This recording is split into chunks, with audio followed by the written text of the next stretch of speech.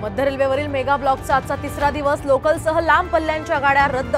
दुपारी 1 वाजेपर्यंत ब्लॉक संपण्याचीही शक्यता. एक्झिट पोलनुसार देशात पुन्हा येणार मोदी सरकार. एनडीएला 350च्या वर जागा मिळण्याचाही अंदाज. निकालापूर्वीच महायुतीकडून लागले विजयाचे बॅनर. सिंधापुरात सुनेत्रा पवारांचे बॅनर तर पुण्यामध्ये मोहोळांच्या विजय बॅनरची चर्चा.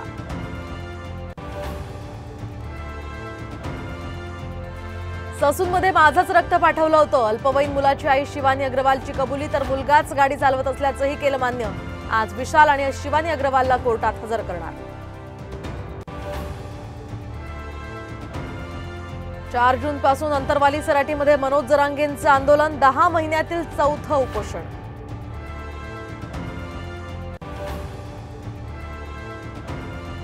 राज्यात मान्सून मंगळवारी तर पुण्यामध्ये गुरुवारी दाखल होणार. हवामान विभागाचा अंदाज.